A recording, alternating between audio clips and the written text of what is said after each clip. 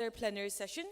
I welcome each and every one of you on this auspicious day for the plenary session. Again, we will be starting with our plenary session before we depart in our respective halls for the presentation. So before we proceed with this plenary session, I would like to call upon our chairperson, who will be our chairperson now, Professor Maibum Chorchit Singh, serving as in the Department of Physical Education and Sports Science, Manipur University, grown up as a footballer in Sports Authority India in Nagaland. He deals with sports psychology and sports management. Sir, would you please kindly come up here on the stage?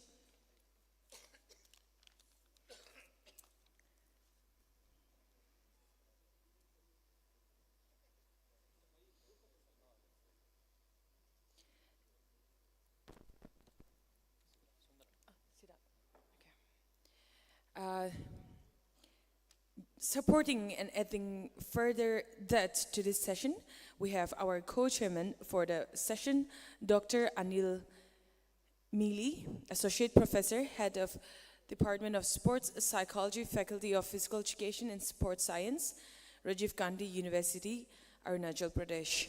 Sir?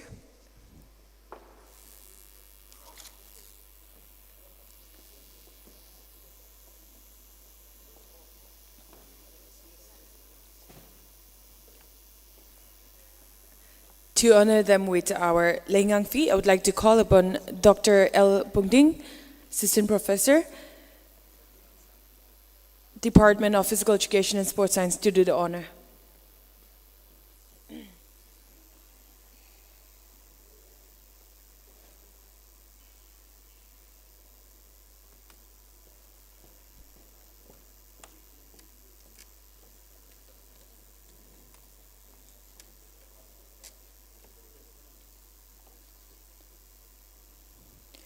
Our chairperson of the hour, Professor M. Jorjit Singh.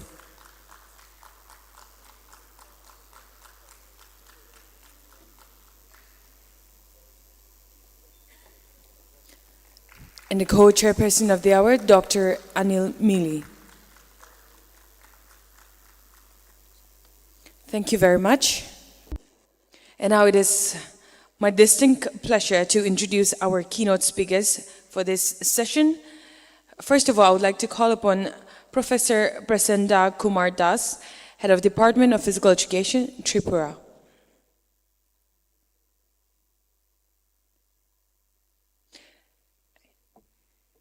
He will be talking on women's journey in sports and social development in Tripura. And as second speaker, we have Dr. Gary Kuan, sports psychologist and expert, all the way from Malaysia.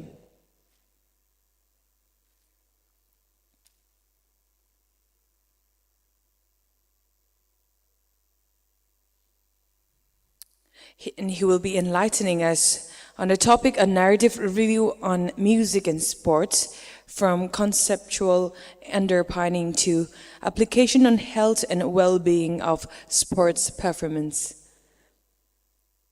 Lastly but not least, Dr. Krishnendu Dhar, Faculty, Department of Physical Education, Tripura. And he will be talking on the topic, a theoretical contemplation on the multiple perspectives of lactate and narrative review. To honor them with our Lengang fee, I would like to call upon Dr. L. Pungding to do the honor once again.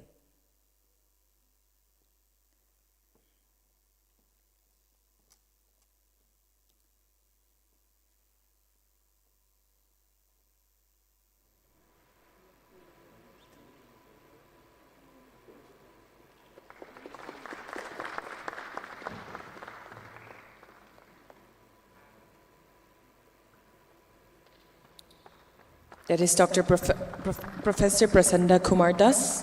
Next is Dr. Gary Kuan.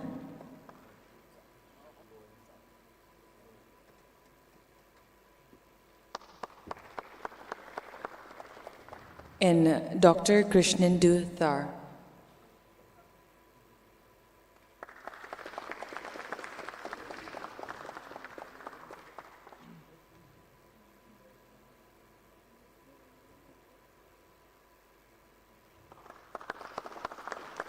Thank you very much.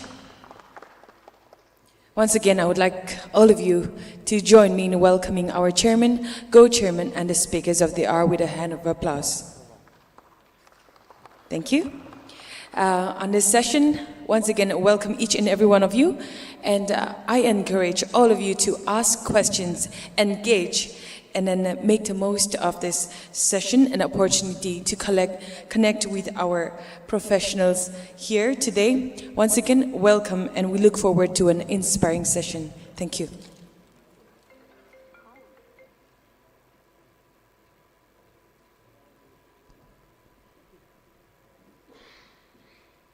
Good morning to one and all. Punamopu Kurumzari.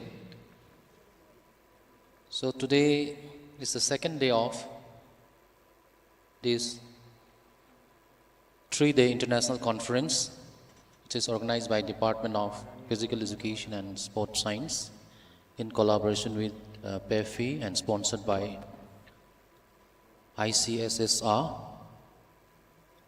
This is the 4th session of this international conference. In this plenary session, we have 3 invited speakers, namely Professor Prasant Kumar Das is coming from Tripura University, and the next one is Dr. Gary Kuan from Malaysia, and the last one is Dr. Krishnendu Dar. So let me start from the Professor Prasanta Kumar Das. Now I would like to invite Professor Prasanta Das Kumar Das. He'll be speaking on women's journey in sports and social development in Tripura. So please, sir, take your own time, sir.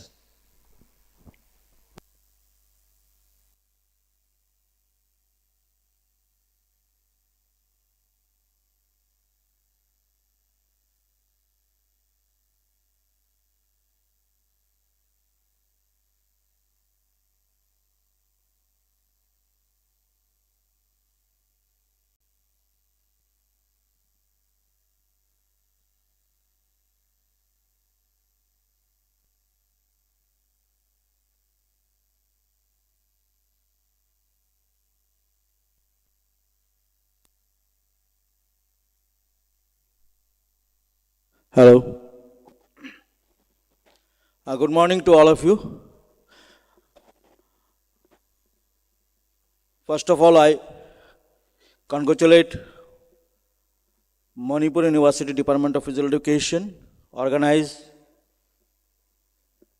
3-day international conference on exploring current trends in physical education and sports sciences, innovation, challenges, and opportunities. I congratulate Organizing Secretary, Dr. Al Santos, my brother, inviting me for say something about opportunity and challenges and innovation in sports sciences.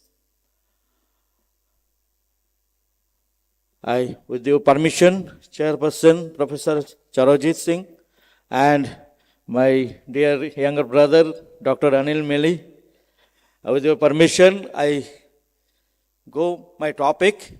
My topic or my title of this conference is Women as a Source of Social Development, Scopes and Prospects in Sports in Tripura. Actually, I have one project on women in sports in Tripura from NCW, Government of India, and few things I express over here whatever result come in this about the women in sports. So before I start, I would start with quote, every woman's success should be an inspiration to another and another. We are strongest when we carry each other on. Serena Williams.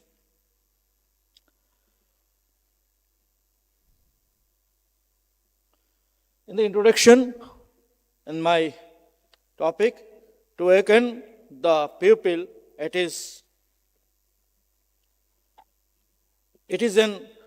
the woman who must be awakened once she is on the move. The family moves, the village moves.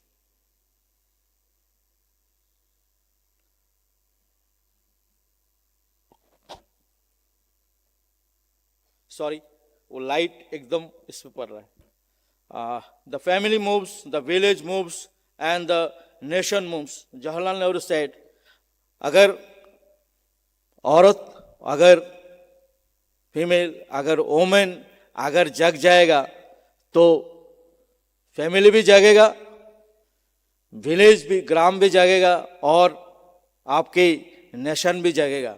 तो सबसे पहले हमको women को जागृत करना है, सबसे पहले हम वुमेन को इंस्पायर करना है. और स्पोर्ट्स एक ऐसा जरिया है, ऐसा एक प्लेटफॉर्म है जो हम बहुत सारा चीज को आगे लेके जा सकता है.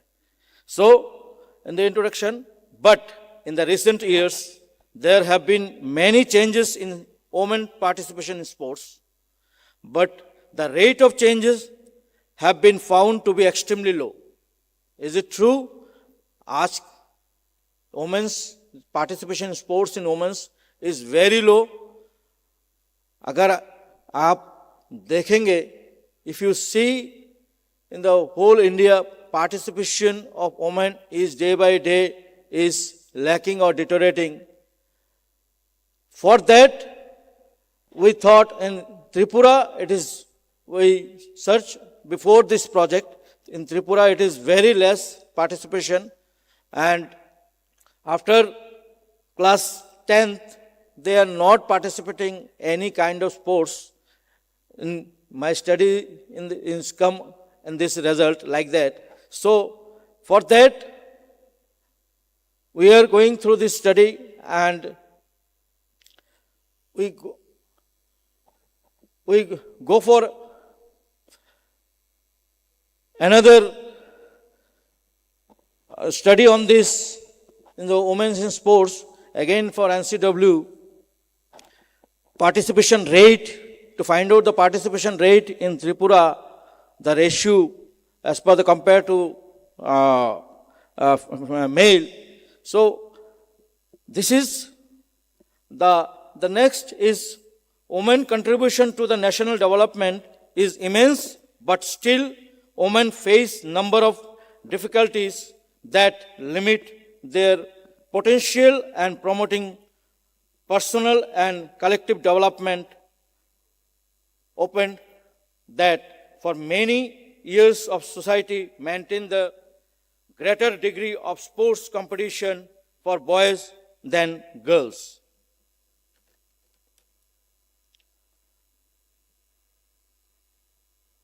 The objective of this study,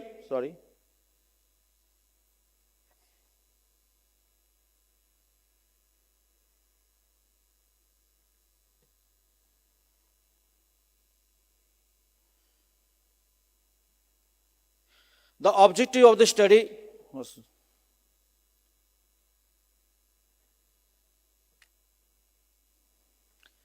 the first objective of this study is the focus the area of pride for women performance in sports to identify the pull down barriers of women in sports as well.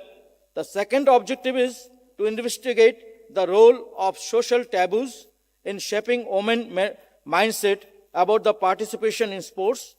The third objective is to spread consciousness across the society about the positive impact of sports for making women-friendly society. The fourth one is the to reveal the basic perception of sports from general women and its impact towards about the participation. The fifth one is to enhance the creative spirit of women, better society, and to highlight the role of potential effort on it. The sixth objective was to emphasize women equality and empowerment through professional sports.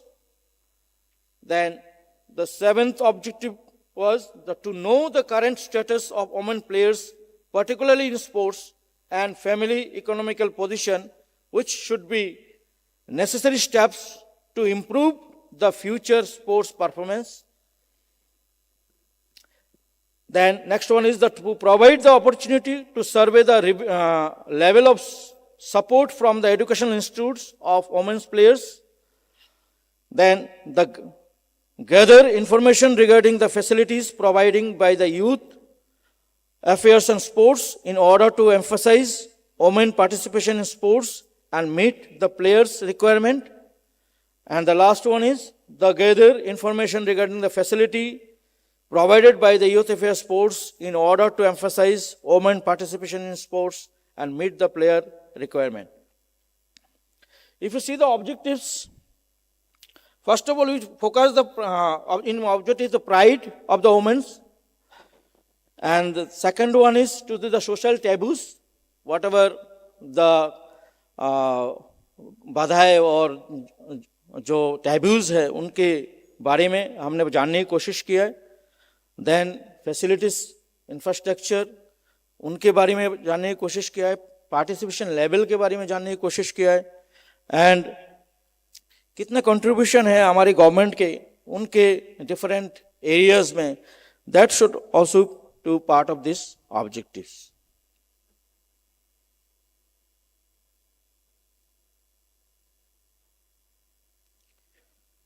The delimitation.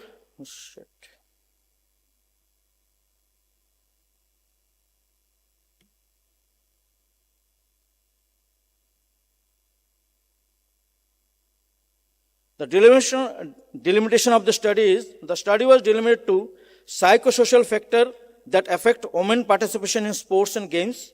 The study was delimited to total number of thousands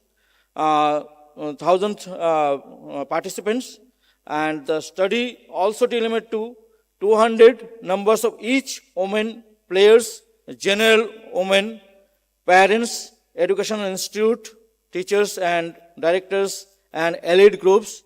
Those are in comes under the elite groups like all the administrative officers, like IS, IPS, TCS. Those are the comes under this. These the comes under the elite groups. The limitation of the study, the researcher was unable to control the prejudgment response to the questionnaire and other factors of unwillingness, motivation, etc. while collecting the data from the field. The opinion expressed by the respondents in relation to the statement of the questionnaire was beyond the reach of the researcher. And the third limitation was the varying the age groups with regards to maturity and experience of the respondent were also considered as a limitation of the study.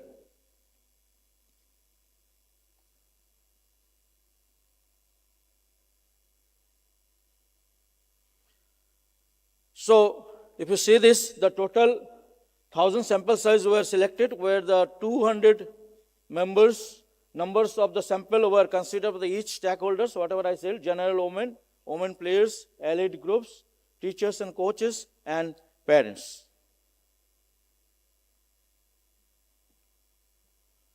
The methods of data collection, the self-constructed questionnaire was administered among the respective stakeholders of the state of Tripura, players, general women, parents, teachers, coaches, and allied groups.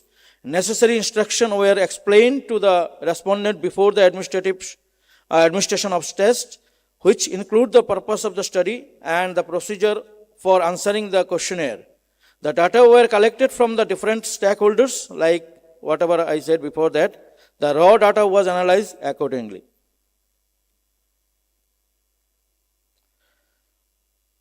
statistical tools employed by the information and data collection from the study were run in the Excel sheet, and MS Office 2019 version was used.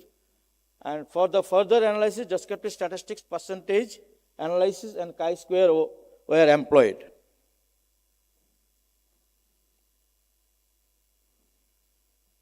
If you see the table, first table is percentage analysis on the response of each respondent of all groups. So general women players, elite groups, teachers and coaches and parents. And if you see the agree, disagree, uncertain, the mean value, if you see the general women mean value is 3.79, and women players is 3.87, elite group 3.87, teachers, coaches 3.86, and parents 3.85. लगभग सबका लगभग mean value लगभग same है. And if you see the degree, agree and disagree, here elite groups agree, elite groups and teachers and coaches agree more in the statements.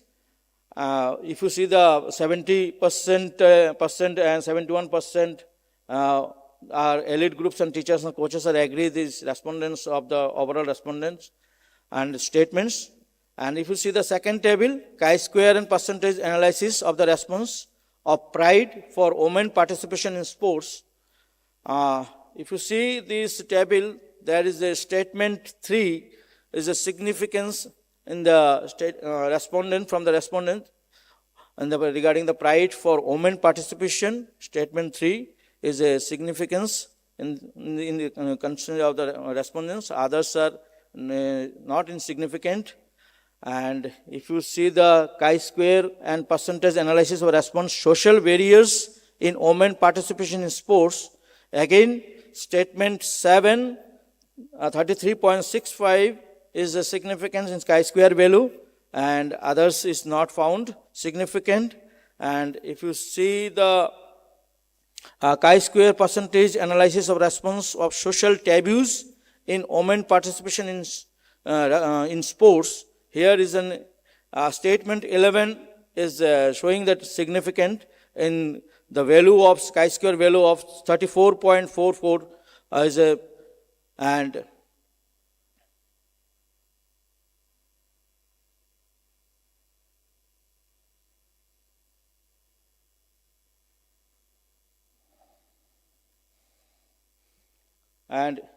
in the another table, the chi-square and percentage analysis of the response of consciousness across the society about the positive impact of sports in society.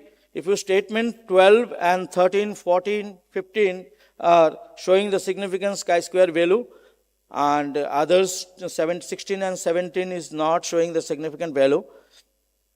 And the chi-square and percentage analysis of the response of women empowerment through the participate in women in sports. Here, 23, statement number 23 and 25, 26 and 27 is showing the significant value in chi-square value. And the another table, the analysis of response role of parental effort on participants of women in sports. Here also, statement 19, 20 and 21, 22 showing the significant value of chi-square level. And the percentage response, the support from the educational institute towards the women's players. Here 28, 29, 30, 31 is showing chi-square value significant.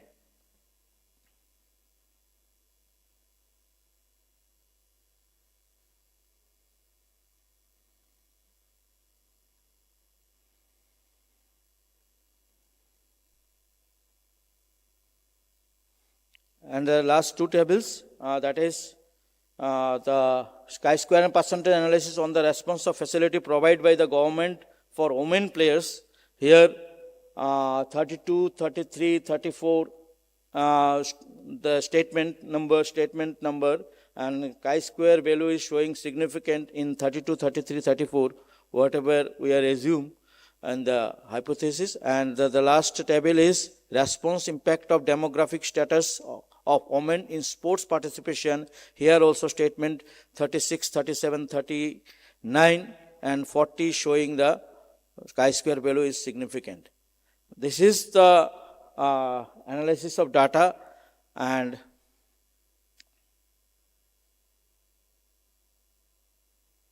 the main point is after getting this the present study, the following conclusion were drawn.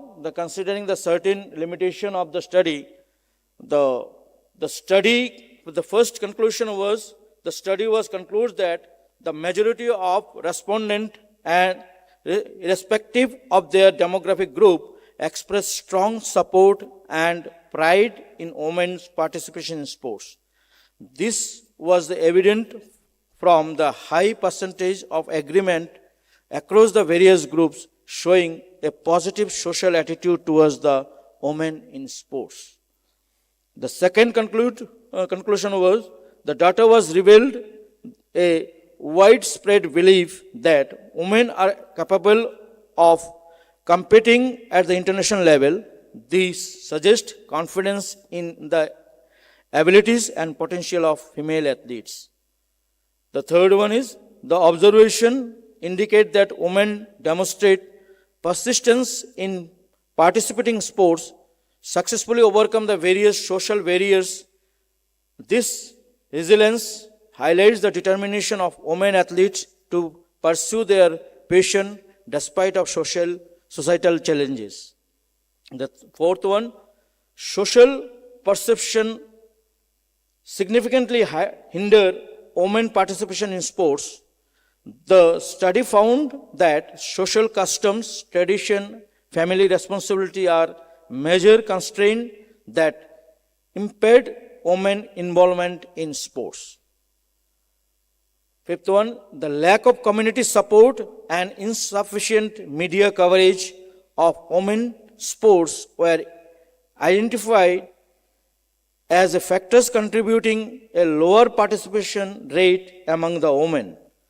The data suggests that enhancing the community backing and media visibility could be improved female sports participation.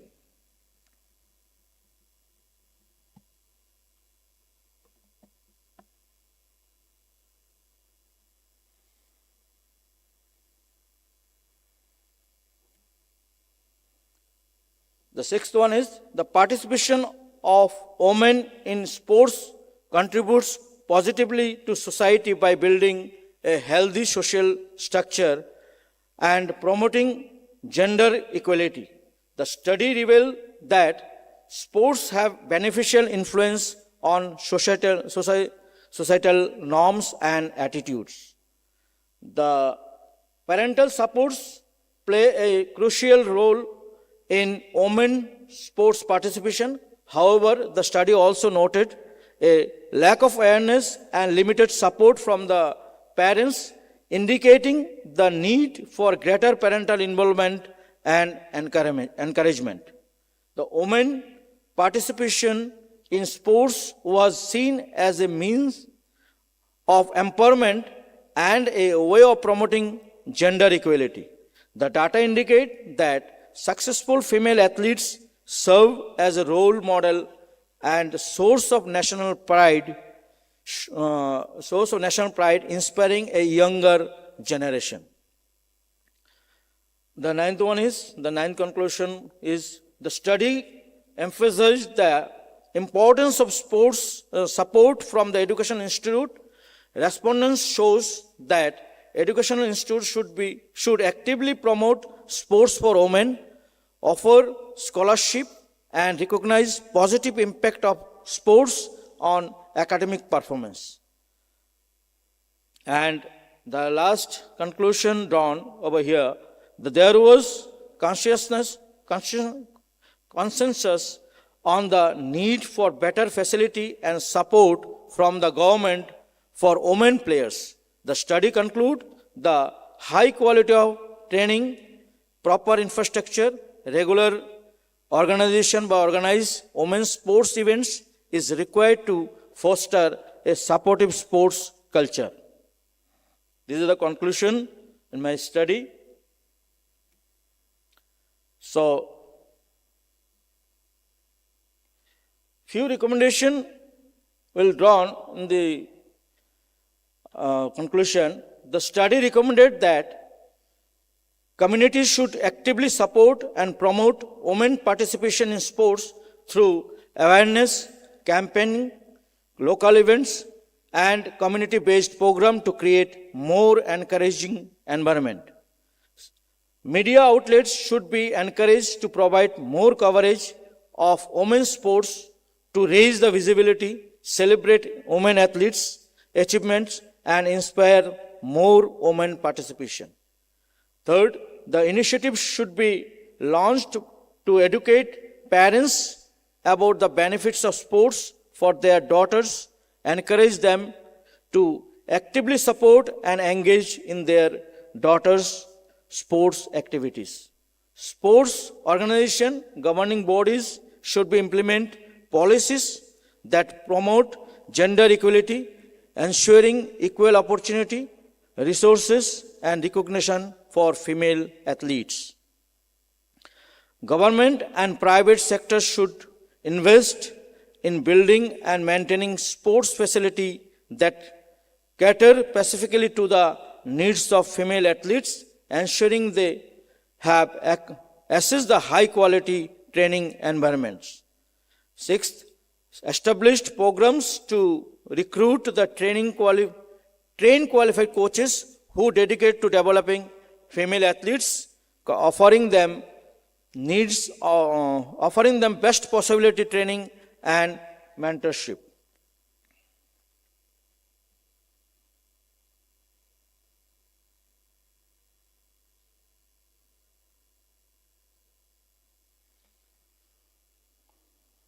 Educational institutes should offer scholarship and other forms of support female athletes to help them balance their academic and sports commitments, recognize the dual benefits of sports participation, launch public awareness campaigning to challenge and change the societal perception and stereotypes that hinder women participation in sports, promoting the idea of sports are everyone.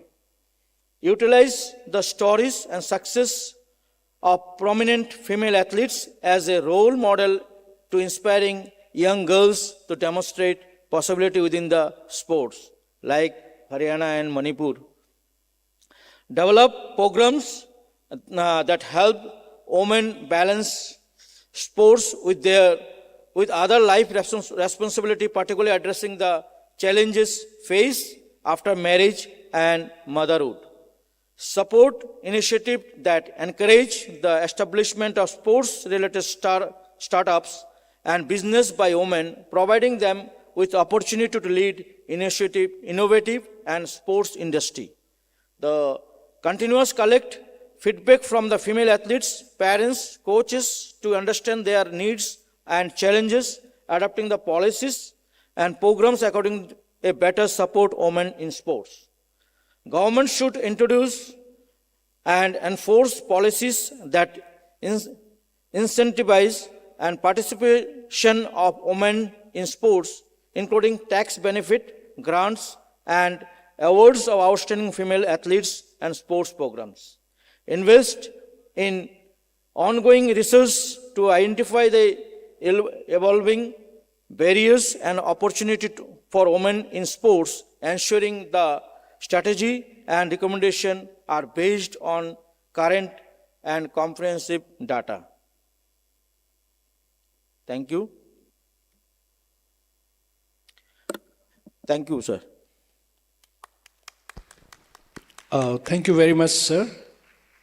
Now, it's a time for our audience, our spectators to put up a questions if they have any.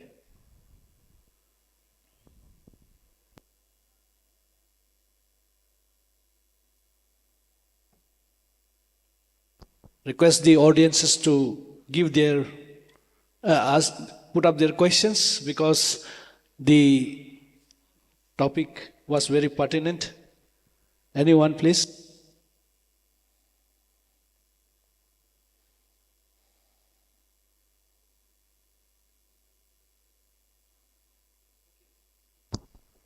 Okay, there is one question, please. The mic maybe hand over to him.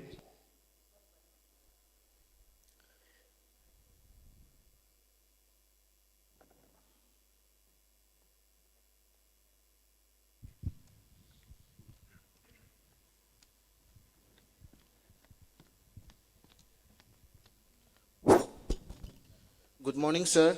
Good morning. Sir, mother plays an important role in everyone's life. They say that God cannot be present everywhere. That's why they made mother. So my question to you is that what are the roles that a mother can play in this modern time to promote women empowerment through sports? Thank you, sir. Is very beginning, I told you the mother. Joe, if you see this, my second slide, woman, अगर आप mummy को, if you wake up your mother, or mother is main motivator, and we always say a mother is in the universe, female always in the top. But if you see the scenario, female, we are pressing every time. So mother herself is motivated to empower their child, their daughter, or woman fraternity, because they have the source of inspiration to motivate every individual, not daughter, every individual, every child. So, first of all, we have to educate or inspire or motivate our woman or our mother. Then society, village, nations obviously grow up. We are talking about every time women empowerment, but it is only in black and white, but it is not in practical. So it's a good question to you. Mother सब कुछ है, जो बच्चा पैदा करता है, जो 9 महीने पेट में रखता है, उनका सारे क्षमता है. जब ये बच्चे को बाहर आते हैं तो उनको सब कुछ देने का अधिकार है, और वो हम जब भी चोट लगता है, जब भी इंजरी होता है, माँ ही बुलाते हैं. तो mother is the top. Thank you very much. Thank you so much, sir. Now, next in our plenary session is Dr. Gary Kuan, as will be deliberating on the topic, a narrative review on music and sports, from conceptual underpinnings to application on health and well-being and sports performance. So I request Dr. Gary to start the presentation. Mike, please. The wireless mic. Okay, very good morning to everyone. First of all, I'd like to thank you again to the Department of Physical Education and Sports Science, Manipur University, for organizing such a fantastic conference, and also gathered all the experts here and friends here as well. Okay, so today I'd like to also acknowledge Dr. Santos, a very good friend, for able to invite Professor Alex and me to join here with this fantastic conference as well. Hello. Okay, so today I just want to share a little bit slightly different, whereby we will need to dance a little bit. Okay? Can I invite everyone to stand up?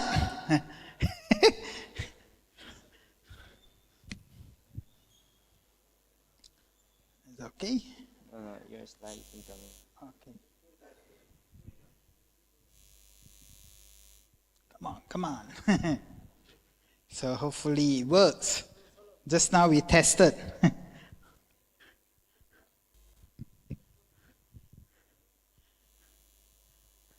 Come on.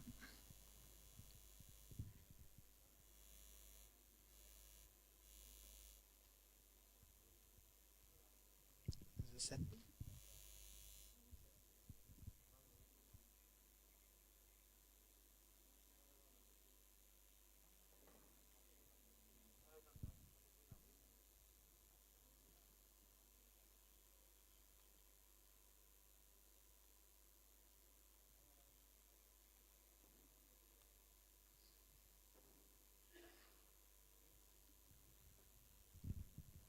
Okay, hopefully. So if not, maybe I can just continue to talk first. Yes, my music.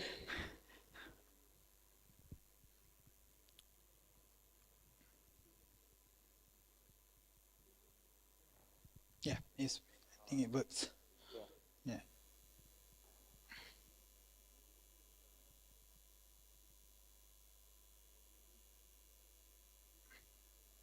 Yes.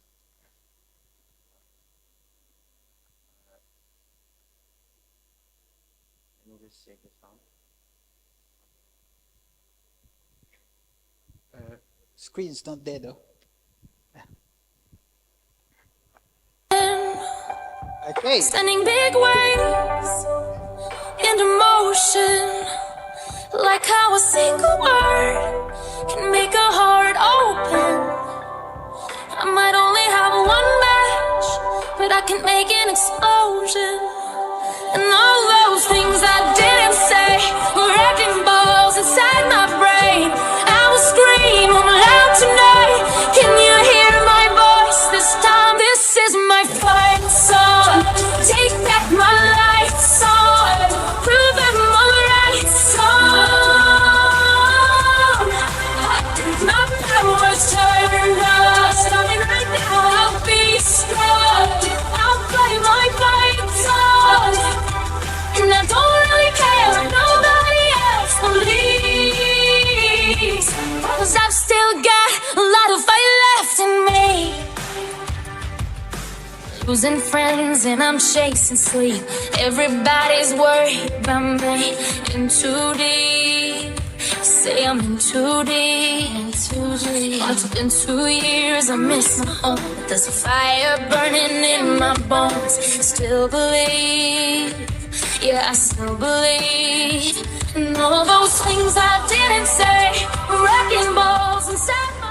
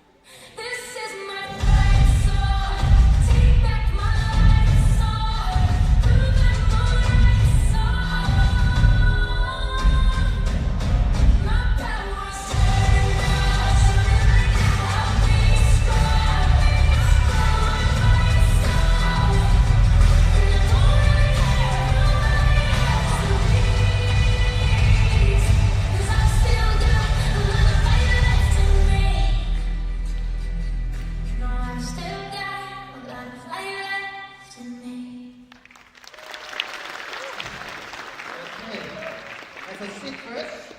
Okay. When we play our fight song, what one thing you remember? What one thing you remember? Maybe I give you a gift first. We need to fight. Fight. Thank you. What else?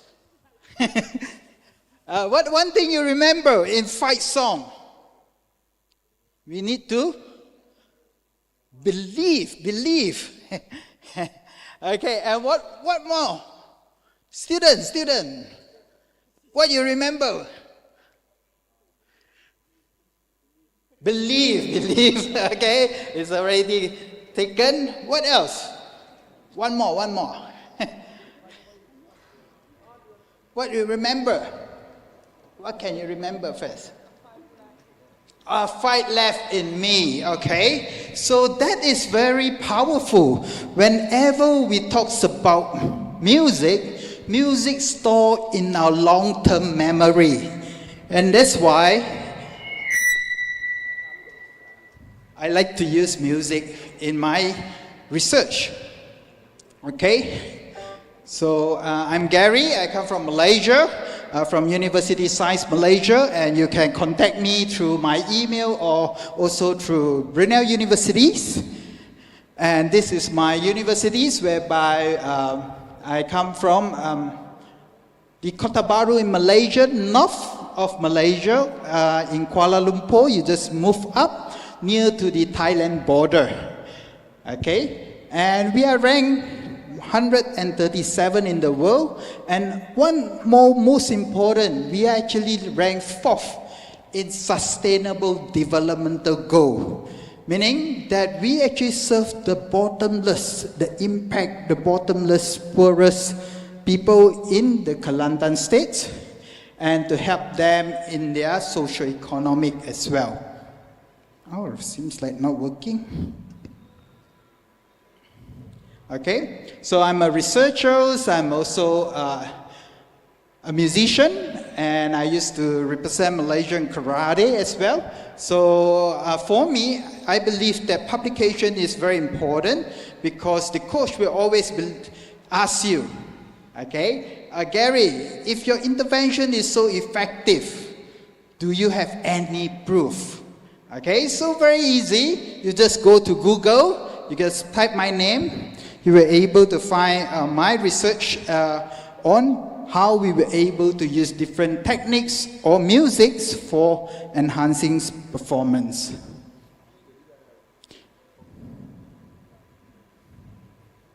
Maybe it's locked inside, so you cannot find. Prof. Alex says 2 minutes taken away.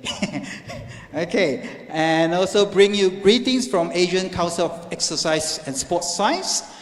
We will be hosting a conference in Malaysia, which is the 11th APCSS on the 16th to 19th of December. So I'd like to invite you to go there. And also for the Asian South Pacific Association of Sports Psychology, whereby we will be also co-hosting the kinesiology and sports science by the World Kinesiology in Jeju Island in Korea. So I would like to invite all of you to join us as well. Okay, so these are some of the works that I work with. JDT, Johor Football Clubs, some of the awards. And today, later, if you ask a good question, the best question, I will give you one of my personal sign book, free, okay? So listen to my sharing, okay?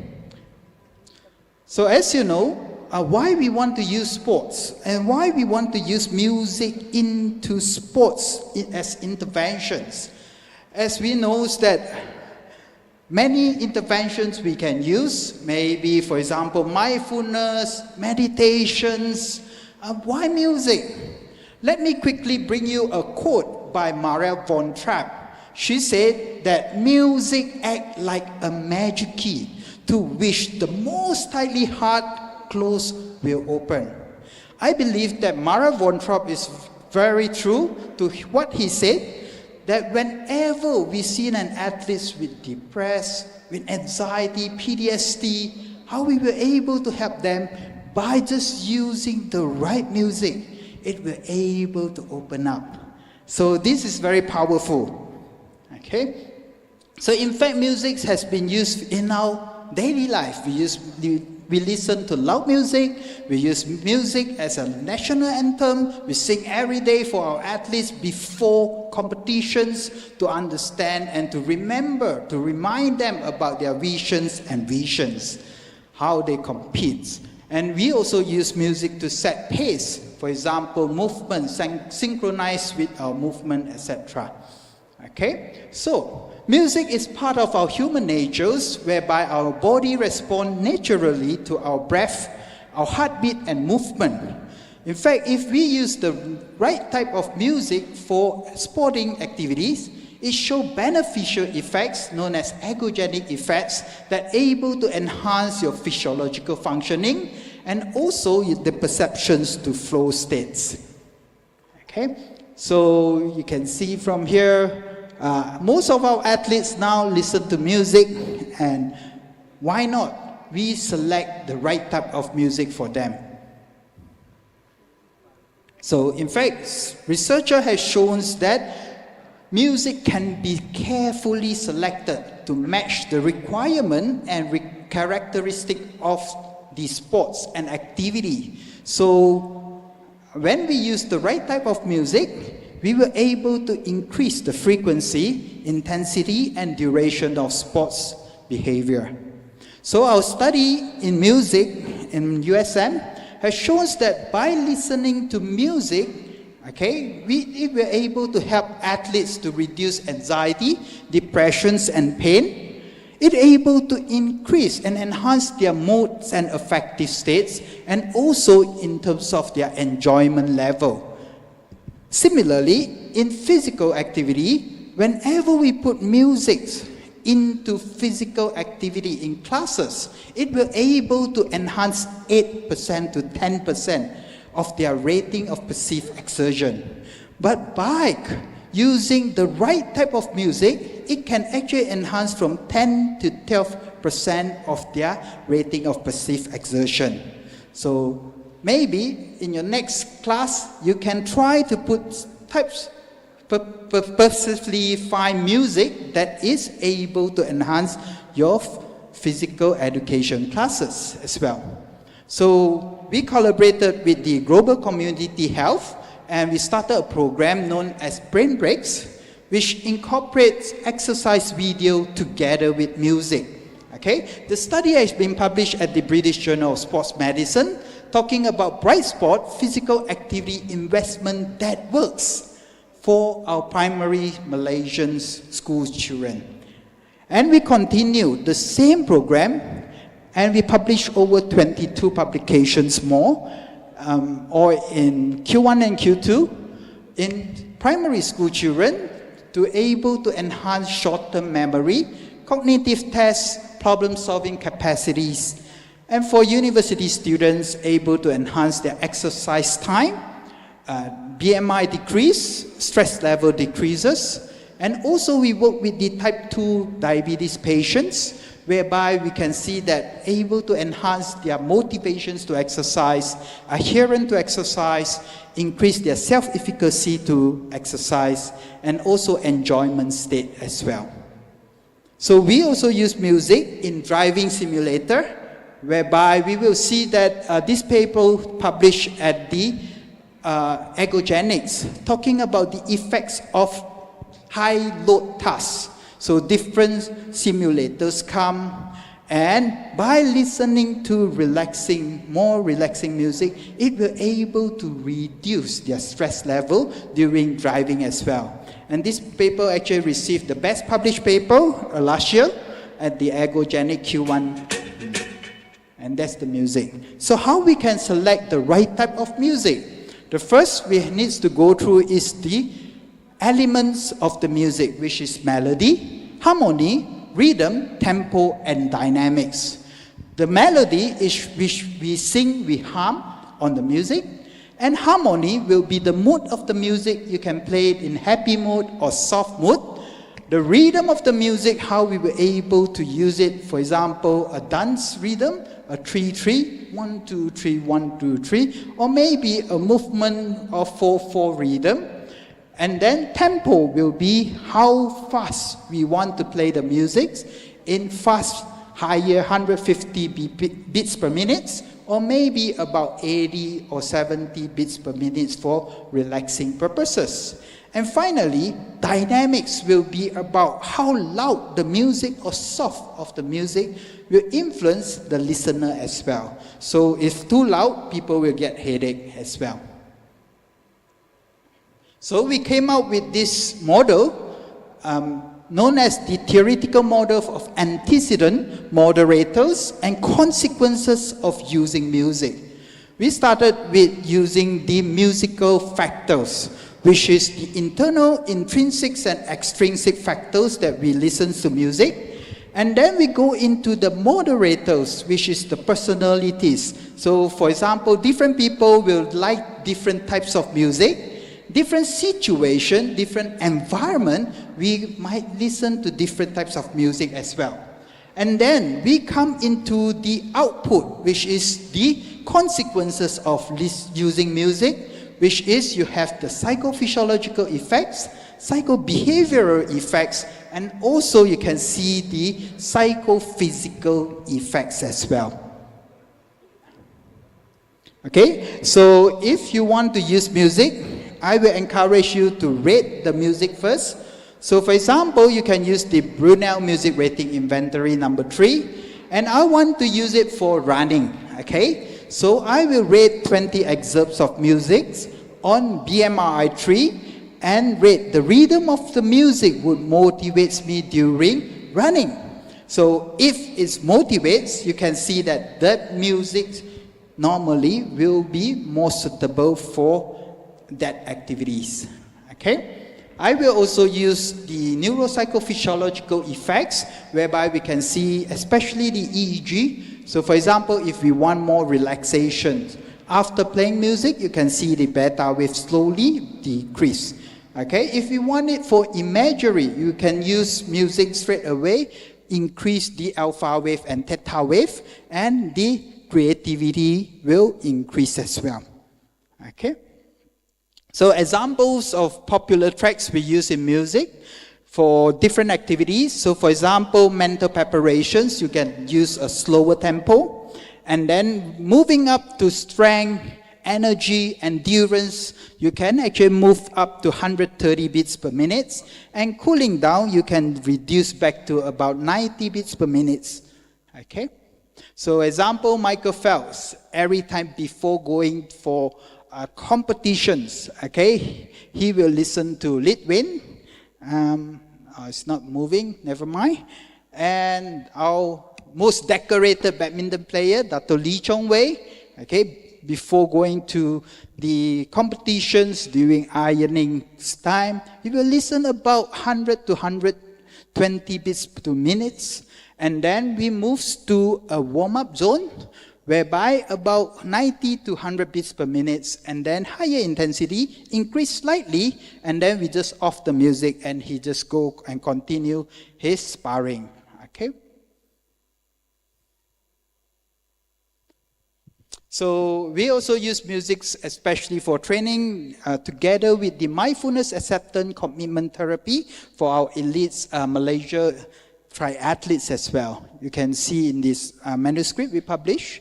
So I just quickly go through 3 tasks, which is pre-task, during task, in task, and also post-task of using music.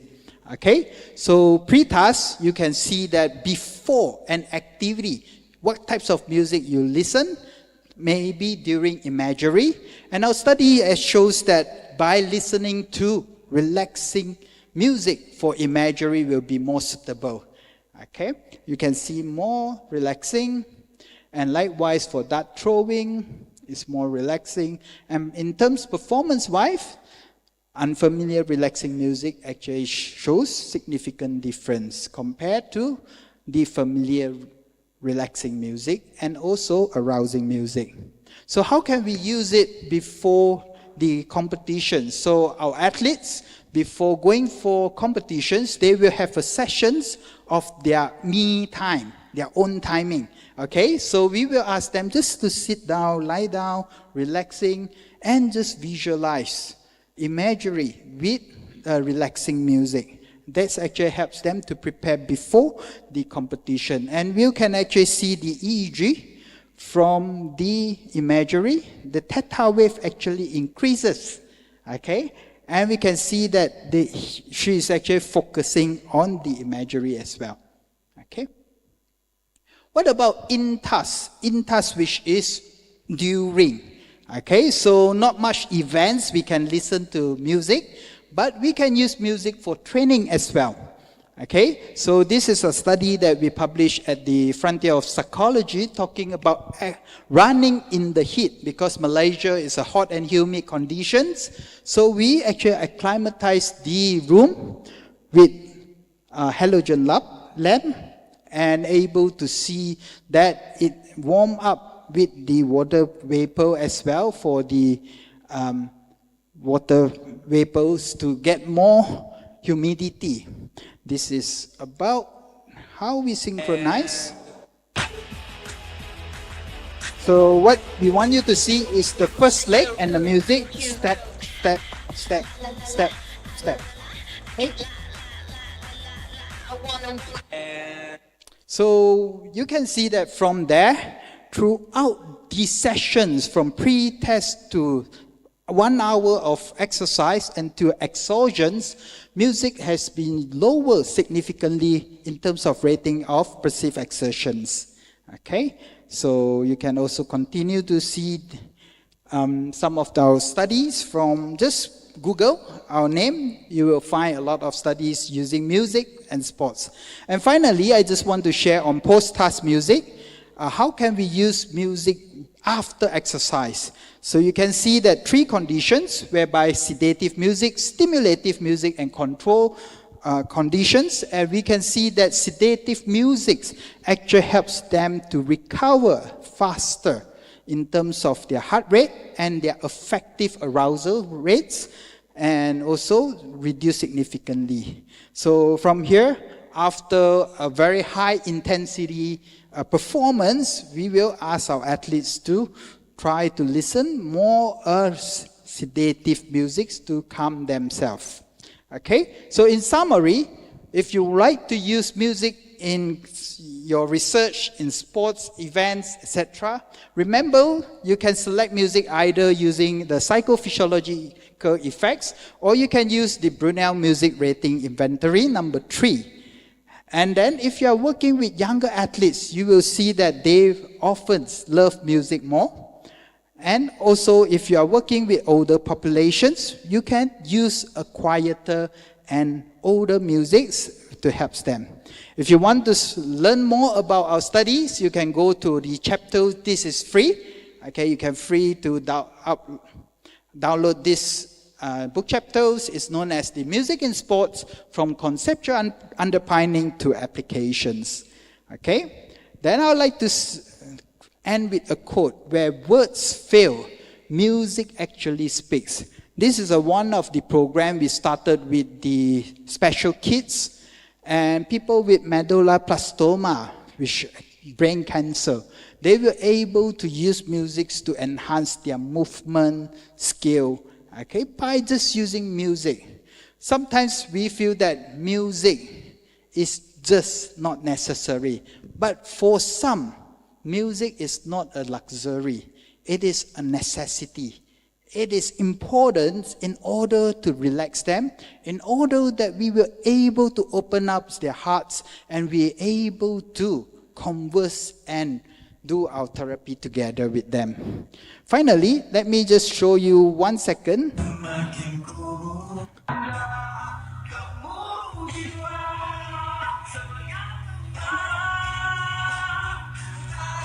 So this is actually our Paralympics in preparations for the Sea Games, and also they went for the Rio Paralympics Games in 2016. Okay, and they came back with 3 Paralympics gold medal and 1 bronze medal as well. Okay, so and finally, like to acknowledge my team in USM. So this is my research team together. We always do different things together, climb mountain, go for marathon and durian picking. Malaysia, durian a lot. Okay, come Malaysia. Okay, finally, I just end with a quote. Vision without action is merely a dream. If we have visions, we are not doing anything, you are just daylight dreaming. Actions without vision just passes time. If you have doing a lot of things, but you do not have direction, you are wasting time. Okay? And let me submit to you, it's important that we have visions and let's work together with action. Let's collaborate together. Let's do things together and we will able to change the world. Okay? So with that, I would like to say that Tagar Chari. Thank you very much for the invitation. Thank you for listening. Thank you. Thank you very much, Dr. Gary Kuan, for your beautiful presentation. Now I would like to invite the audience for some few questions regarding this presentation.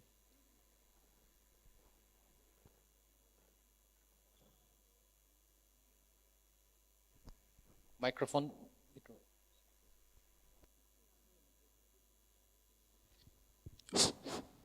Good morning, sir. My name is Sanjeevam Jedli Maitai and I am an alumni of Department of Physical Education, Manipur University. I've done my dissertation under Dr. Laisram Santosh Singh. Sir, so you already mentioned it about in your slide, but I want to know it in details. Okay, sir, so my question is, I am also a sport person, and whenever I feel bored or lack of motivation to do sport training or sport activity, I use motivational music and the result is almost immediate. But during our competition and match, we cannot play music. So, sir, in some scenarios, we were also losing, but we were lacking motivation during that scenarios. So, how much benefit can we get from the arousal and motivation from the good music just before a match or competition? So, thank you so much for the question. In fact, I just showed you just now, whereby we play the fight song. And after playing the fight song, what you remember, okay, you straight away remember about what to fight. In order to walk alone, you still need to believe, okay? And these are actually motivational cues and quotes, self-talks for you. So that's why music is so powerful, that whenever we feel stress, whenever we feel anxiety, we do not need to listen straight away, oh, now I'm stressed, I need to listen to track A. Straight away remember through our long-term memory about the music that will able to help us to reduce stress. Okay, you do not need to say, oh, I'm stressed, I need to select this music, because it's actually stored in our long-term memory. We straight away will remember. Okay, and that's why that's so powerful. But always remember, it has beneficial effects, it also had detrimental effects. So we need to select the right type of music for using in our sporting activities, so it will able to enhance our motivation. Okay, thank you. One more or? Yep.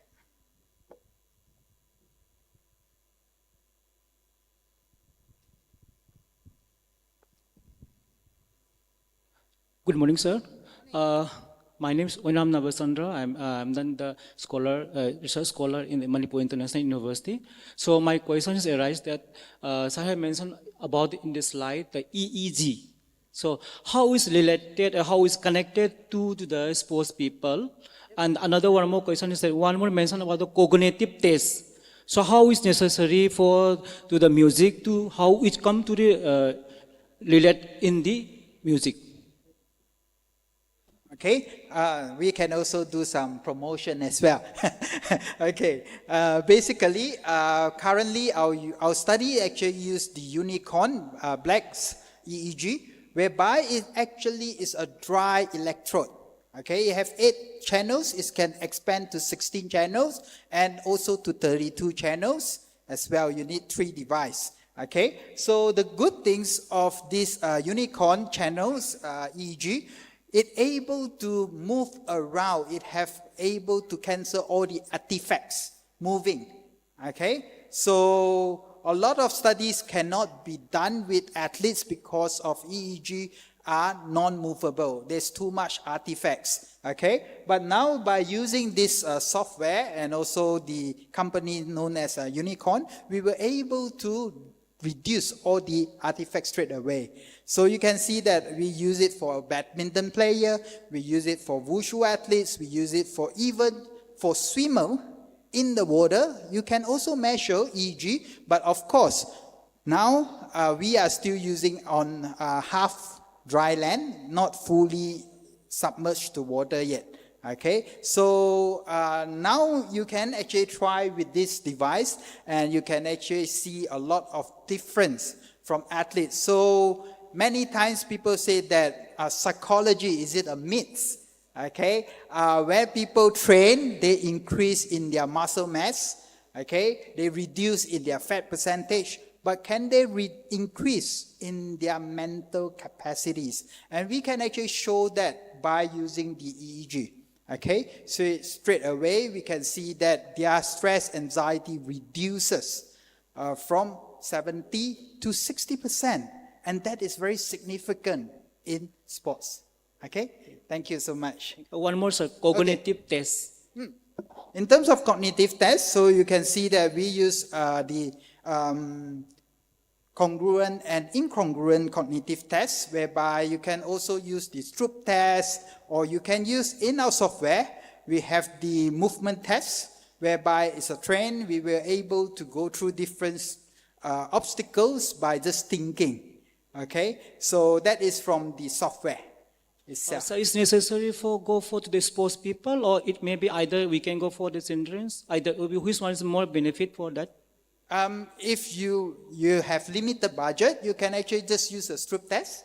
Stroop test, you can see the congruent and incongruent situations, how they react. But if you have a little bit more budgets, there's a lot more good device that you can use. For example, in our neurophysiological feedbacks, we can actually see that by using the train movement, it actually is able to think and move it and go through different obstacles and how they react with different situations. That is better. And we can actually change that into your sports as well. So for example, for bobsleigh, we actually use that by using the sport into the EEG biofeedback games. So they can actually think and move together. It's a lot more effective. Okay? Thank you, sir. Yeah. Okay. Thank you. Sir, good morning, sir. Can you say little bit about the training module of this music and the duration of the music? How long I will take that music before and appearing at a competition? Okay. What about the duration and training module? Okay, I actually incorporate myself in my applied perspective. I incorporate into the imagery. So for example, about 6 to 8 minutes of imagery, I just incorporate that music into their imagery. Okay, so when they rehearse in their mind, they can just use the relaxing music together in their imagery. So what actually enhance their motor learning skill? Okay, basically it's about giving them more relaxations. Okay, when you are familiar with that situation, you'll feel more relaxed and your palms actually have less clammy hands. Okay, so sweat less and you're able to perform better because when you are relaxed, you have better movement and better reaction time as well. Okay, so it's important that your athlete used to what your protocol. It is not about how good is my program, because in your perspective, in your cultural perspective, they might be slightly different. So some athletes might like to use it 1 hour before the competitions. Some athletes like to use it 30 minutes. And some of my athletes prefer before their warm-up. So it depends on the athletes as well. Okay? Yeah, thank you. Thank you, Dr. Gary. Sorry to interrupt. No, you can contact to email ID. We are going to give the email ID of Dr. Gary, and you can communicate whatever you want for further clarification and information regarding the music and sports. So due to the constraint of time, so let me invite the another speaker, Dr. Krishnanendu Dhar, who will be presenting on the topic theoretical contemplation on the multiple perspective of lactate and narrative review. So now I would like to invite Dr. Krishnanendu Dhar.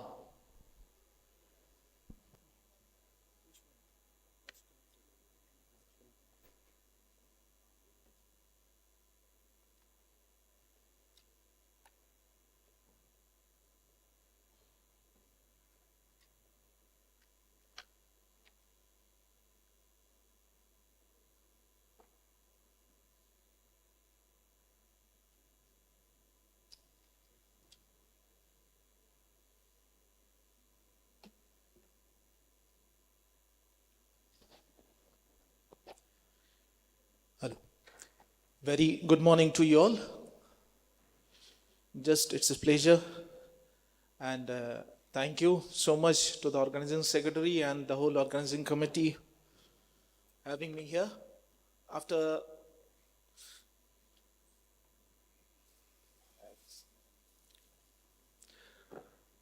I think after this musical journey, we feel refreshed thanks to Dr.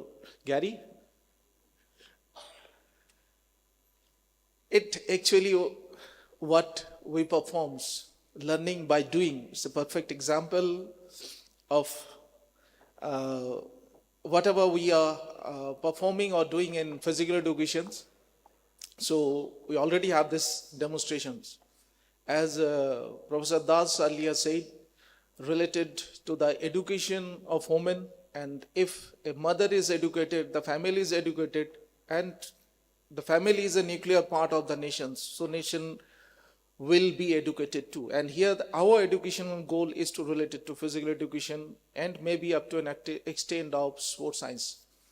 But though from whatever the Dr. Gary can achieve as because of not only the diversity, the availability in terms of the instruments, in terms of the players.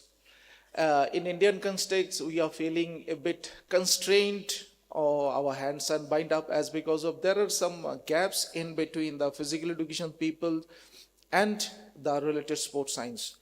And we are trying our level best to bridge up in between these things. But still there are a lot of work needs to be done, as because of we are as a physical education by name itself, it covers that we are stuck in a teacher training course where we are striving hard to achieve a tag or level of sports scientist, which is not actually the part of this subject. Here, why this theoretical compilations, a review, as because of same things, we are finding some difficulties in gathering the data. With the permission of the chair, I would like to present this perspectives just as a student of physical education to create an awareness about a particular chemical. It's a simple part. If this presentation and gathering of some sort of informations, if it can be helpful for the students, research scholars to understand, to spread some sort of information and a message that there are some perspectives of having in different viewpoints related to the aspects what we really believe in. So here that particular aspect is related to the lactate. The lactate, in very common parlance, we understand is as a foe, a villain in our life, as because of we need to perform any sort of activity whenever we tagged it with this, especially to the students' parts. So here we like to understand the different perspectives and the whereabout, where it actually stands. This particular poor fellow, where we label it with the hydroxyl groups, and we are familiar with this particular name and the structure, but it contains both the hydroxyl group along with the carboxylic group. Carboxylic group is always needed as because we call it an acid. But we tend to refer or understand this particular chemical with some sort of intense activity. Whenever we need to perform, whenever we have some sort of confrontation in the fields, we blame that this is the particular chemical which restrain us, and the persons who have the ability to overcome that restraining factors might win. But behind that things to understand, we need and we know the things, not the very short-term activities. Apart from the activities might be over 6 seconds to 10 seconds to up to the 90 seconds. Mostly the activities done in between this, whether it's a swimming, whether it's a sprinting, most individual activities, activities with vigorous sprint might be for a very short duration. In a team game activities like football, it is obvious that our muscle tends to have an lesser contractile ability, and we blame this particular things over there. So with the background of having this understanding, we want to understand through our this compilation of different aspects that whether this lactate really slows us down, or it's just in body's ways of defending or protecting from a different other aspects. Yeah, studies are going on. The studies which suggest lactate is in some sort of product. We know where from it comes, but these particular products have a misconception about historically, especially in our area, not the world phenomena where the different aspects are going on.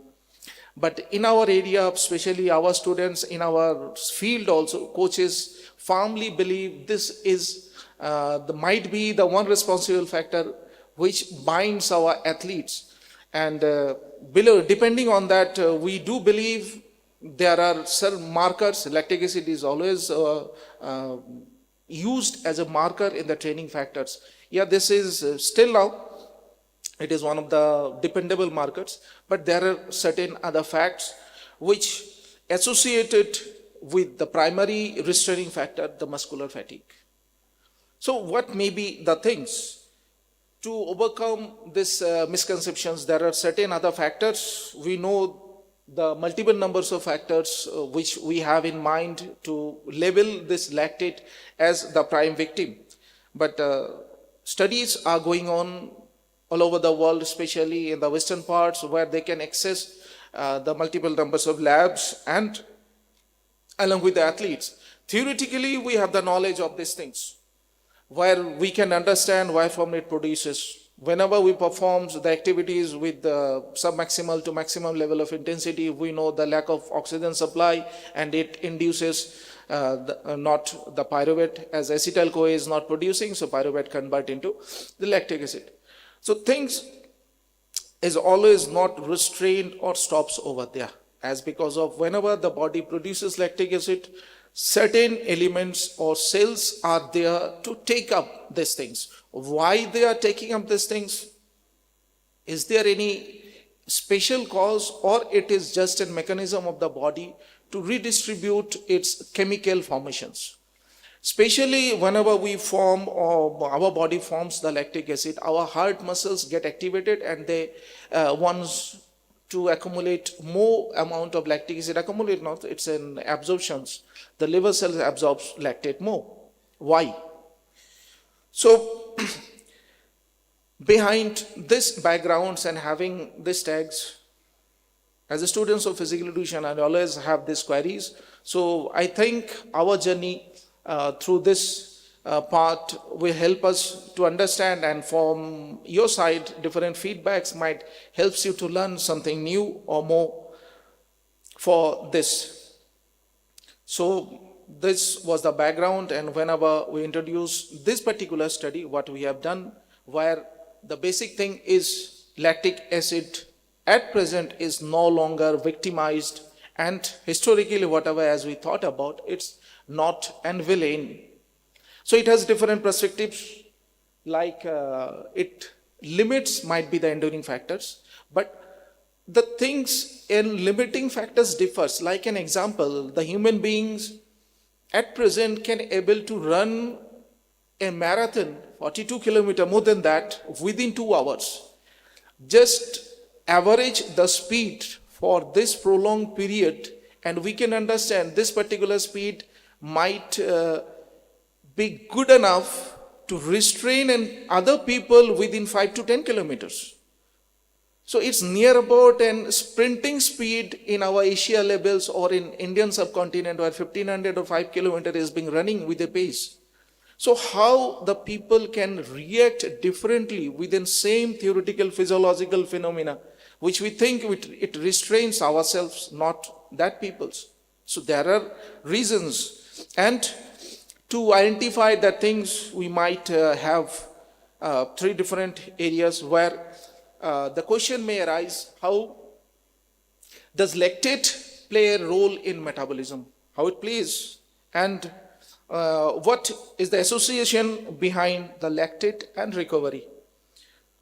And what is the association between lactate and performance of the athletes? It's an important criteria. No, we are directly not, again and again I am saying the same things, we are not labeling it with some sort of foe or villain, but we want to think about and different perspectives where lactate might be an agent which be and can be helpful in our performance. But still there are research works needs to know, as because of when the lactate produces in our body, we know there are lack of oxygens.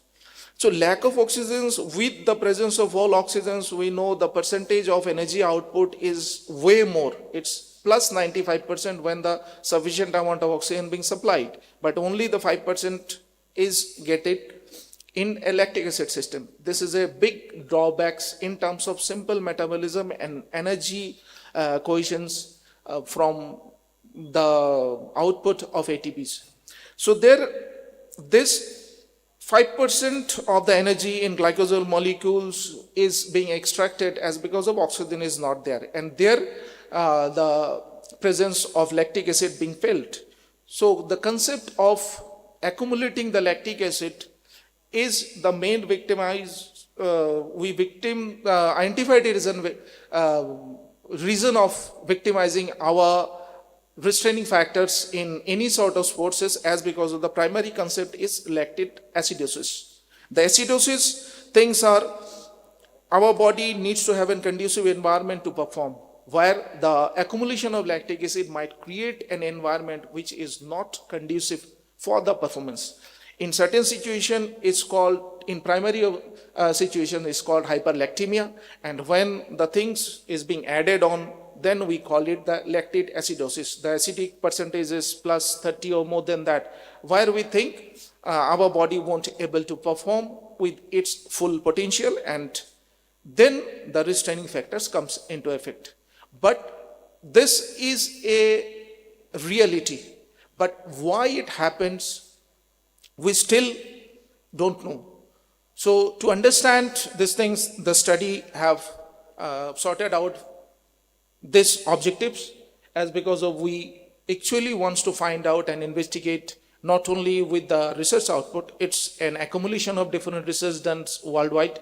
So there the influence of lactate on muscle fatigues, influence on the recovery, and about the performance of the athletes is the 3 areas where we want to investigate. And having these objectives, we set up to methodology, the theoretical methodologies. But why? Again, the things are, in India, we have a number of constraints. We know in physical education, we are not sufficient enough to call ourselves as a sports scientist. Not only the theoretical part restrain us, no, it's not that theoretical part. The factors are a lack of lab facilities. As Dr. Gary said about we are struggling to achieve an EEG, might be an EMG or the force plates. If all, at least in center of excellence, say in states, maybe in Manipur, maybe in Arunachal, maybe in Tripura, at least the state capitals should have a center of excellence where the good amount of facilities can be provided. This not only helps the sportsperson of the states, as because of some of the lab facilities are confined within the prime areas where we are looking into. The most and leading jobs are done in the south, as Datta sir can have more elaborate features over that. There are scopes, but this is confined within that center of excellence where the primary identified talents, that means the sports persons, are having this facility. We won't able to cater these facilities to the extent and remote parts of the different locations where talents might be hidden about, especially in the northeast area. So we need the center of excellence at least to set up in each of the states with the good peoples who can call the athletes. But in India, think about a situation, we call an athlete to give some sort of music therapy before the competition, whether it is really possible to overcome the hurdles and the barriers, even through the coaches, whether they will ready to give us the things. As because of not that they are not understanding the facts of science, it is some sort of gap in between the sports scientist and the practical on-field situation. Might be a dilemma in understanding, might be an some sort of misbondings. I don't know what is the reason behind, but in India, we know we are lacking in data storage. We don't have in particular data regarding the proper athletes. We don't have the scientific program facilities which are being running behind making an international athlete. So how can a scientist can learn? Science is a database subject. It's not arts. It's not that much of creative. It's have its own jurisdictions and along with that its bindings. So behind that, this is not a study cross-sectional, it's a theoretical approach. So, and the methodology is related or based on this database search. Initial search collections is regulated with the data available in the digital platforms with the help of the different aspects where the accumulation of data collection is basically a systematic review. So this systematic review is searched with some sort of keywords. Here the lactate and performance is the one of the parts, and citation-based search, journal-based research. The research done in different aspects in the world, we once sort out this particular research, which is a volume of research is being done, mostly not in India. The things are done in the western parts. So a huge number of data is being gathered, but we use the Boolean methods and other restraining factors to identify the areas which is not only related to lactate, which fulfills our three objectives.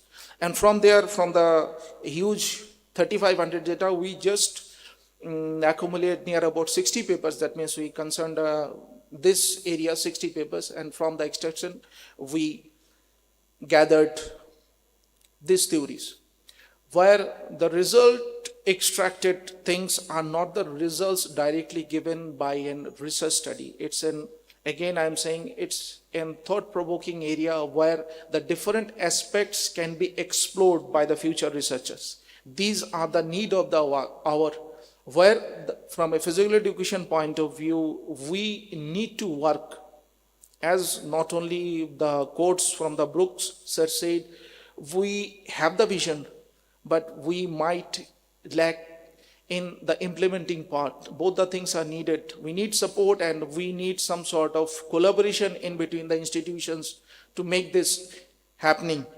Where we know, like the past studies, not only 30 and 50 years, Brooks, doing the name of Brooks is a sort of pioneer in this area. He is still doing the things, his studies our studies are being confined within from 2000 to 2024. But the studies of 2012, 2019, Brooks is continually working on this area.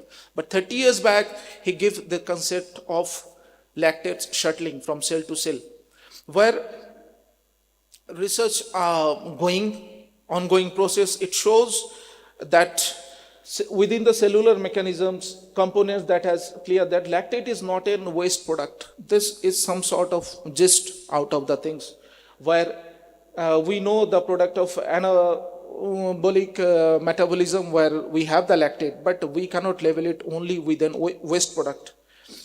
So, as because of it is being using by the body in the later stages and used with and different perspectives. So our narrative review regarding the fatigues, muscular fatigues, it shows that accumulation of lactate is a role of glycolysis, but in between it was an historical misconceptions, and in the physical education group we often label it that misconceptions comes as because of we primarily labeled lactate as the main reasons of primary fatigue. But still it is not conclusive enough. Yeah, lactates are going on. Say for an example, what about the unilateral movements? We are performing nothing in standing conditions. If I perform vigorously within single unilateral movements, in single movement, after a certain time, what will happen? That particular muscle will get fatigued. Whether we can label it, yeah, we need to understand whether the accumulation of lactic acid in that particular region is the responsible cause of having that muscle fatigued. That means the muscle is now less working in nature, but your rest of the body is in very stable conditions. So what we'll call that lactic acid system is working on that particular muscles only, and as because of accumulation of huge amount of lactic acid over there, our muscle got fatigued. I'm just setting up a question as because of whenever we run with an intense workout on intensity and a higher amount of exercise rate, the accumulation might be uniform in our body, say in our vigorous muscles. So if it contains within a particular area, so what about the other parts? Why the other parts are not involved to help it out? We don't have that answer till now. So how the elite peoples are redistributing this accumulation and conquer the latest heights? As from our previous speaker, Prashant sir told about the women performance. We know Asian men swimming performances are being overcome by the international women swimmers way earlier. So how and why these differences exist? Whether it's our own endowment factors, the regional factors, the genetic muscular factors, whether we are not ready for a particular event, or whether our mechanism of fighting our internal abilities, these chemical factors are not at par to the international factors, where we are lacking behind. In very top level, the differences is very, very mega. So there we need to point out and find out the reasons which are, maybe we call it physiologically, everything is chemical in nature. So there might be some chemical reasons behind the performances. So their contemporary research shows the different accumulations. The other thing is H plus ions accumulation. Hydrogen ion accumulation might be a reason. So why? So hydrogen ion accumulation might restrain the production of calcium ions. It might restrain the permeability of sodium ions into the muscles or going outside the potassium ions.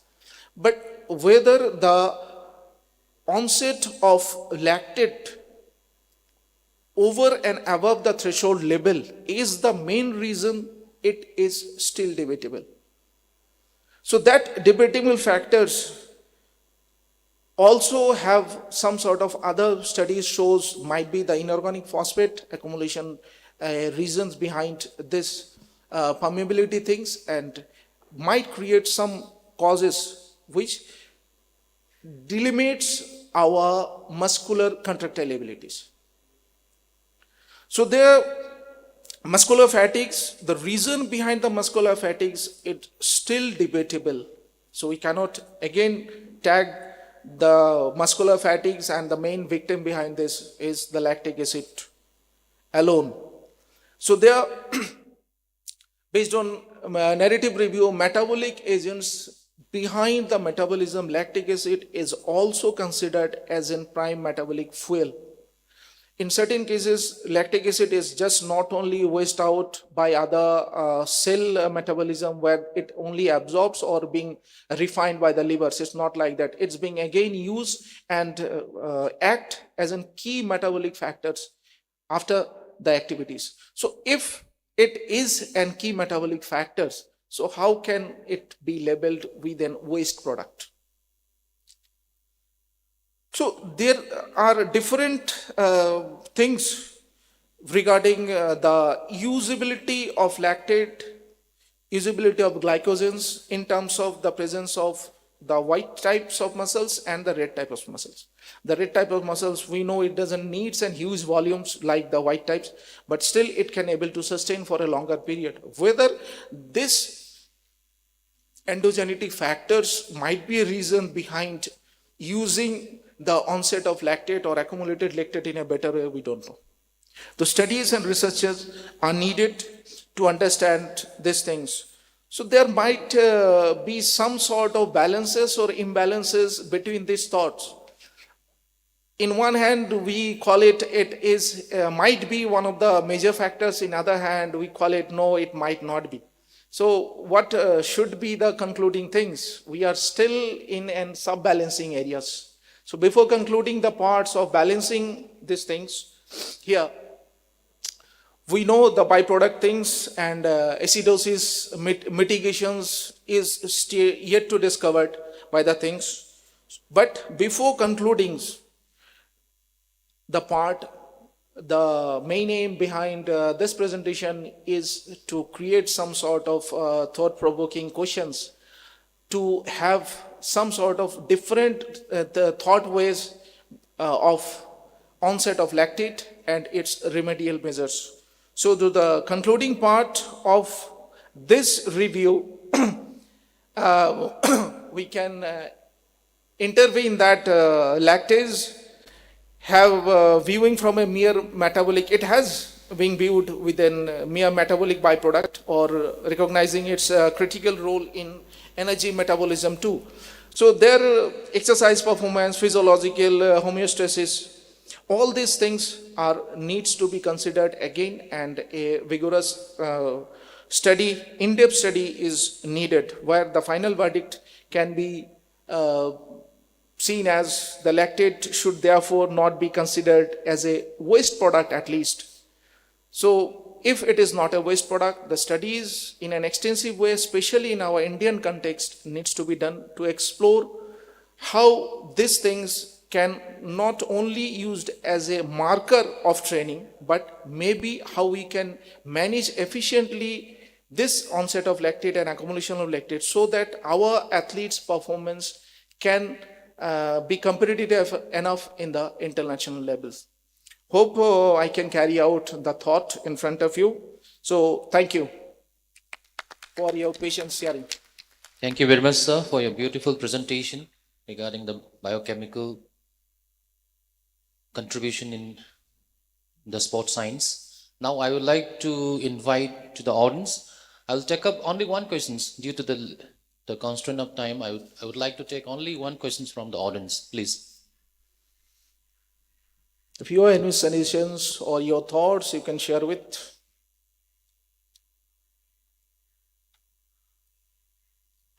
Not the same person. I request another person. I would like to give chance to another person also. Yes.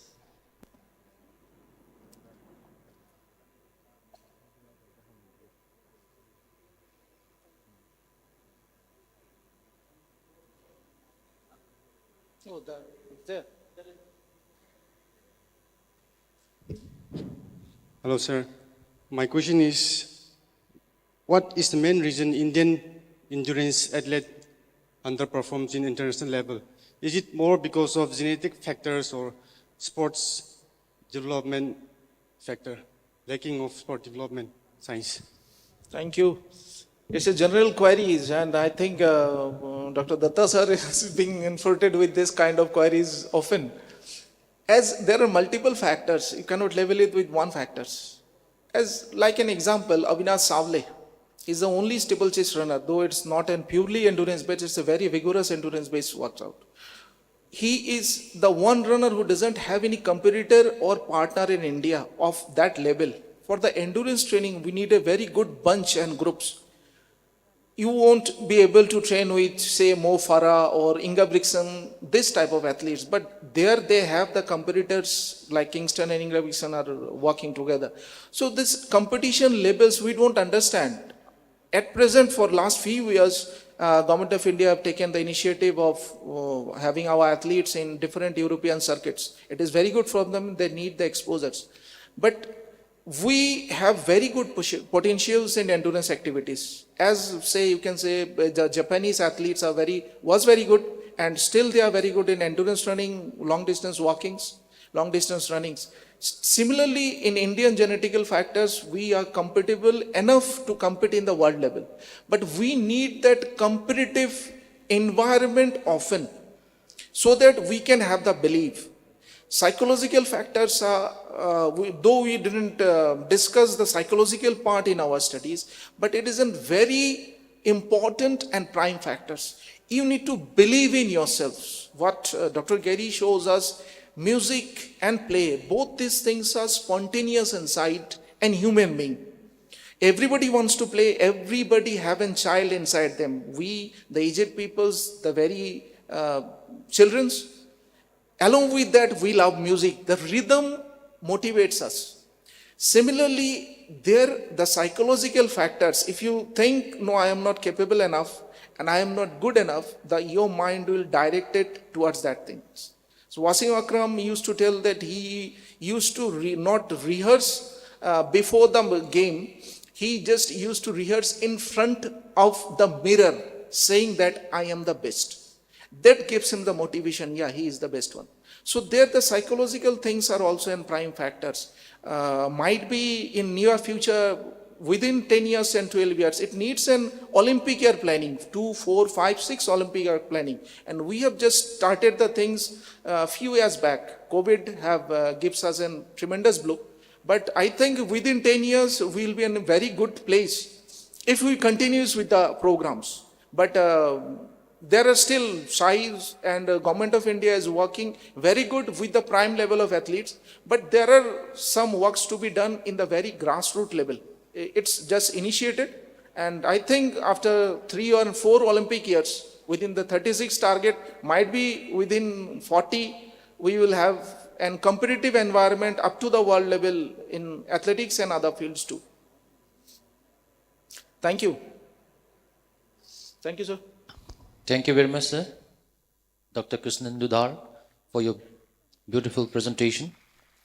So, we won't take much more time because we are running out of our time. We have another session also. So, as a customary, we would like to give some concluding or remarks from.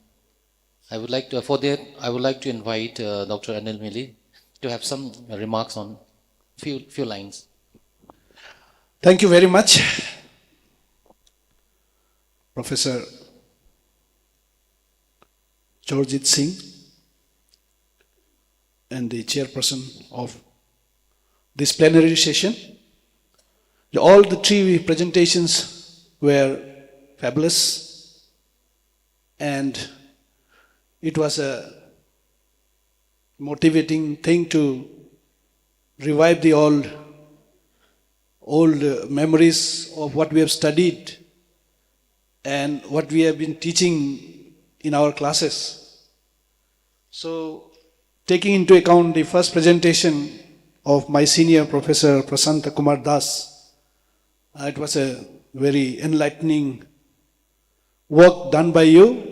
Northeast region is known for, of course, we were a late starter in development, but then the women folks have more, more exposed to modernity than other states in India. They are more, liberalized kind of socioeconomic life they live in. So from the last Olympics, we can see the medals won by Northeastern women. So we have a good future. And of course, your findings are true. And it would be very helpful.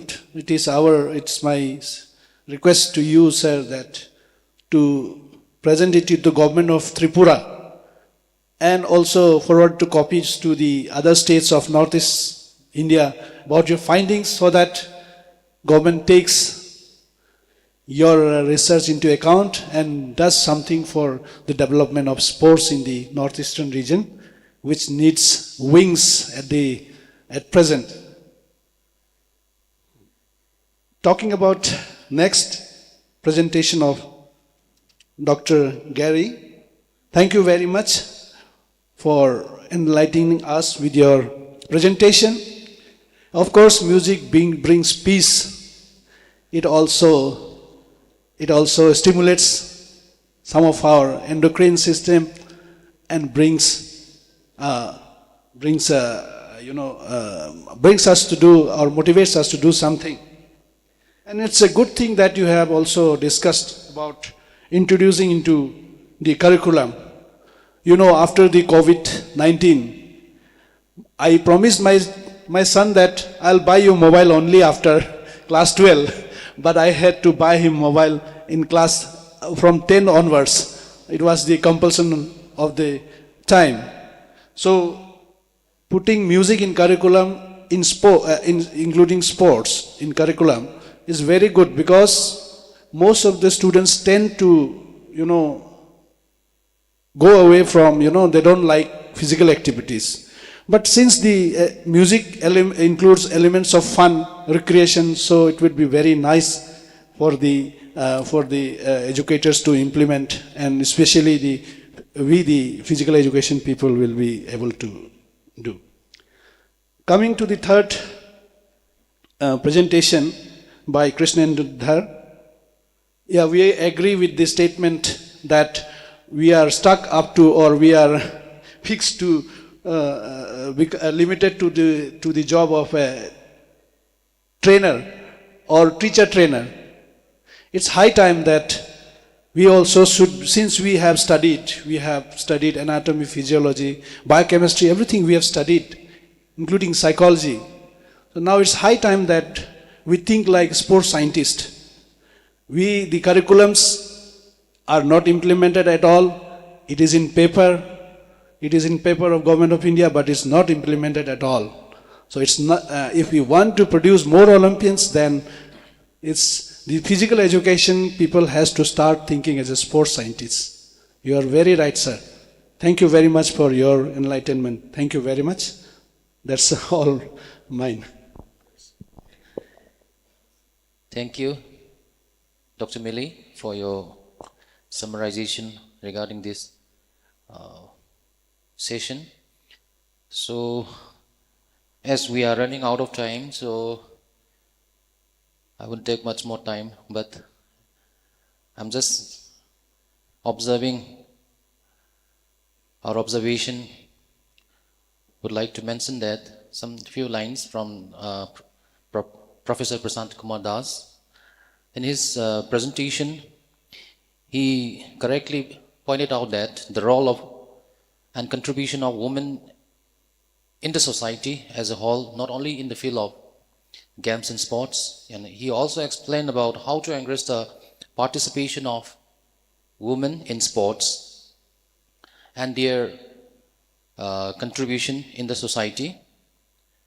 And he also mentioned about the capability of women in sports in shaping the women athletes up to international arena. And the last point interesting is that he also highlighted the holistic approach of all the stakeholders for the promotion of sports, not only in Tripura, in the nation as a whole. In the second paper, which was presented by Dr. Gary Kuan, he delivered a fantastic topic on importance of music and sports. With the beautiful songs having a meaningful lyrics, he mesmerized all the participants and audience keep active. Thank you very much, sir, for your presentation. And he highlighted thoroughly why we use music in sports. And he also explained the role of music in our daily life. We can understand from his presentation that the music is part and parcel of the human individual. And in his paper, he also highlighted the reduction of psychological barrier by listening music. Besides, his presentation clearly shows that music can enhance the overall sports performance of an athlete. In the last paper, which was presented by Dr. Krishnanendu Dhar, he highlighted the importance of biochemical contribution in sports performance. In his presentation, he explained what exactly the lactic acid is and why it is important in sports performance. And I think it is purely a scientific paper, which is very much important in the area of sports. And we are very lagging behind this understanding also. That's why I would like to thank Dr. Krishnanendu Das for presenting such a paper regarding how the chemical are working in our body and how chemical enhance the sports performance as a whole. So with these few words, I would like to thank all the presenters for making this session a grand success. And besides, I would like to thank all the audience who are sitting over here for your patient hearing and making the session a grand success. So thank you very much.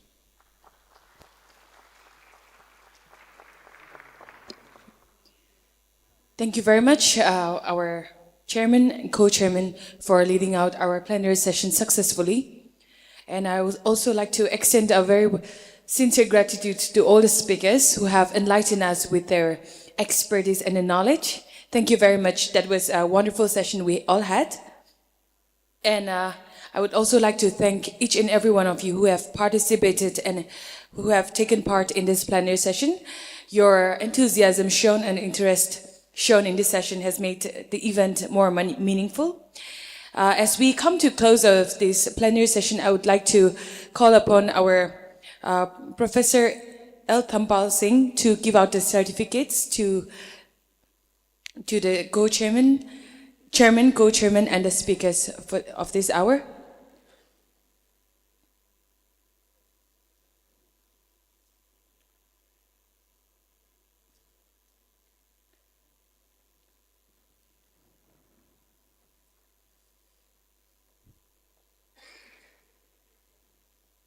Professor L. Thampal Singh, he is the head of Department of Physical Education and Sports, Manipur University. Thank you very much.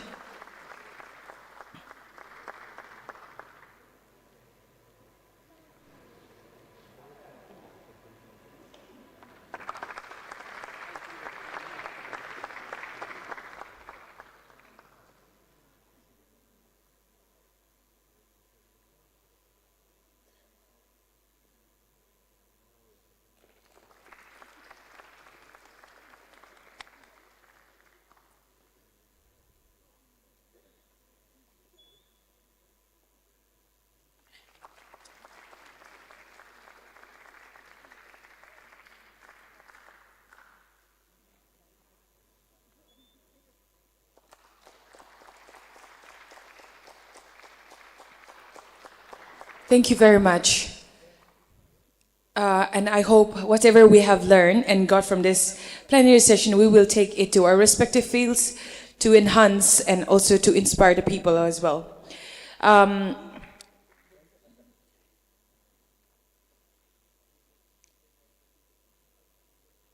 Thank you very much. That will be the end of our plenary session. Now we will have sessions in respected halls that is assigned, and I'm sure some of you must have got the assignment as well. Those who will be presenting here in the auditorium hall will be here, and there are 2 halls that has been assigned in our department, that is the physical education department, which is right across, and those names which are there in the list can proceed right after this. And I would like to read out the names who will be presenting here. The first presenter will be Dr. T. Prabhakar Reddy, Kangjam Dejida Devi, Dr. Jangtham Gonjendra, Dr. Jongtham Bida Devi, Janathabam Rujadra Singh, and Dr. Ramananda Ningthaujam, Shri Vidya Lakshmi Devi, Moirangthim Jinglemba Mete, Pugrambam Santa Devi, Mayanglamba Madonna Devi, Gautam Panwar, Dr. Bijitra Singha, Dr. Binita Basumatri, Kesham Alex Singh, Labayamayum Sadananda Singh, Kuma Lambam Rabish Shankar Singh. Those names which I have just read out will be here for the presentation. The rest whose names are in the other halls can kindly proceed to it. Thank you very much.